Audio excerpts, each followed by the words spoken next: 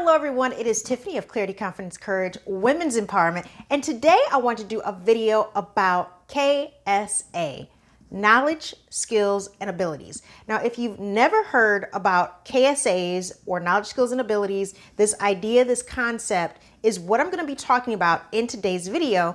And I'm going to be talking about how you can apply it to your life when it comes to creating your goals and really following your passion and what really sets your soul on fire.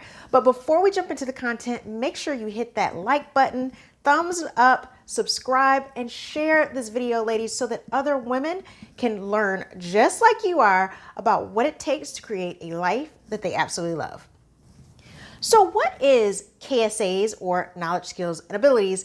A reason I use the term KSAs is because if you've ever worked for the federal government in the United States, or if you've ever worked in human resources, you will know that those entities are both big on KSAs. They want to make sure that every candidate that applies for a specific position has what they call the knowledge, the skills, and the abilities for that job to perform well.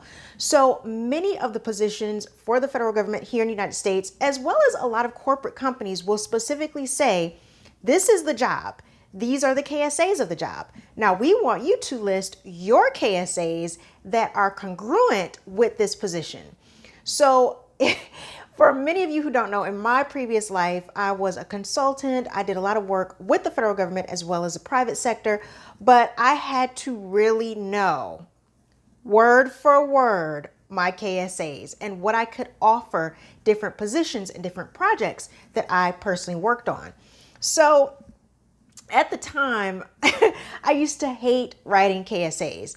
But one thing I'll say is that having that opportunity to understand what KSAs were and to have to think about my life, my experience, my education, all the internships I've had, all the practicums I've had, all the work experience I've had, and actually write it out and see it in paper form right there in front of me, helped me get crystal clear on my talents, my gifts, my abilities, my competencies, all the things that I really bring to the table when it comes to my business, when it comes to partnerships, when it comes to personal relationships, and my worth, understanding what I'm worth, what I offer, and really my life path. It helped me get an idea of the goals. Where am I going? Because KSAs, when you look at your life on paper and you look at all the things you've ever done, clearly there is a trend, there is a tie.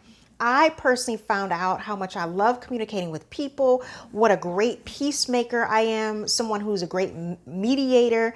I really love bringing people together, helping people with disagreements, helping people think critically through next steps. And it really kind of set me on the path to becoming a trainer, a facilitator, a coach, which is what I do today. So that is how I figured out how KSAs could really help me in life. But let's break down what KSAs really are, because they're not the same. So many times people think that knowledge, skills, and abilities are the same thing, but they are not. Knowledge specifically talks about the theoretical understanding that you have for a specific subject matter, topic, or concept. So, for example, when I was in college, I went to school for psychology and eventually public health. And when I got my degrees, I learned a lot of in-class work. Now, I did do some internships, some practicums, so I did get some on-hand knowledge, but a lot of my experience, my knowledge came from books, professors, classes, getting credentialed, getting my degrees. That is what is considered knowledge, is what you actually learn in the classroom or in a classroom setting, is the theoretical framework for the subject matter. Now let's talk about skills. Skills, unlike knowledge, is when you take that theoretical framework and you perform it. So for example, when I was in college in public health, I learned a lot about community work, going out into the community, talking to the community, understanding cultures, understanding different aspects of community hierarchy, community health, environmental health for the community. But that was knowledge that I learned in the classroom. It didn't become a skill set until I actually went out and started working in a position where I had to learn about a specific community, their health needs, what the community values, what the community wanted as far as public health issues, public health trends, infant mortality rates, things that were really specific in the community, and really understanding the culture, the history of that community, what type of food that they ate, what region they lived in, what was considered respectful versus disrespectful. How did you interact and engage with community members as a public health professional? So I had to really learn the community, but then integrate, really use my skills to connect with people, to talk to people, and to talk about the issues when it came to community health or whatever project I was working on at the time. So that's how I used my knowledge and turned it into a skill. Now let's talk about ability. So ability comes when you take your skill set and you actually apply it in a way that is effective. So let me give you an example. If you were a speaker, right? You wanted to be a professional speaker, and you went to school to be a professional speaker. You understood about communication and journalism and all of that. Well, you had the knowledge. Then you had to learn the skill. So let's say as a professional speaker, you took speaking classes, you took voice lessons, you were able to get in front of a camera and actually speak to a camera. You were able to speak to your voice coach. You may have even stood up in a classroom and had to give a speech. So you're using your skill set as a speaker. Now here comes ability. Do you have the ability to speak in a way that truly engages your audience, an effective way that makes your audience really hone in to what you're saying, that really gets their attention? Do you have the ability to be an effective, engaging, inspirational, motivational speaker? That's a completely different thing than your skill set and your knowledge.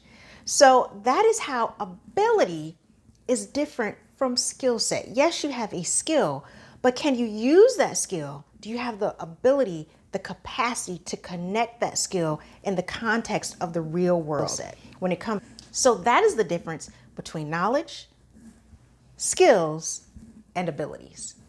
Now, as I said before, from my own personal experience, what I learned, learning my knowledge, learning what my skills were, learning what my abilities were, it helped me to, over the years, get a very clear picture on what I was really good at and clearly what I probably enjoyed. A lot of what I was good at, I also enjoyed. I love speaking. I love connecting with different communities and cultures. I love talking about health and wellness, whether that be physical, mental, emotional, or spiritual. I loved coaching. I loved seeing people live lives that supported their well-being. So as I got older and I started to see the pattern, it gave me a clear map. It gave me a clear direction on the type of work that I wanted to do. So I wanted to create this video to really help you all understand what your knowledge, your skills, and your abilities might be so you can apply it to your own life. So many times when I work with my one-on-one coaching clients, they come to me wanting to get clarity about their overall life, but they really don't know their value. They really don't know what they bring to the table. They really don't know their worth. They kind of have an idea, but they have these big dreams, but in their minds, they say, well, Tiffany, how could I do this big thing when I really don't have the knowledge about that, or I don't have the certification or the education? But when we really break down their knowledge, their skills, their abilities, what we find is they do have the knowledge, they do have the skills. What they are lacking is the confidence and the courage to go after what they want. So that is what we work on. We pull out their knowledge, we pull out their skills, we pull out their abilities so they can clearly see their value and their worth. And then we start to work on building up that confidence, building up that courage and that self-esteem so they can go out and create a life that they truly love. Today, as usual, I hope you liked this video.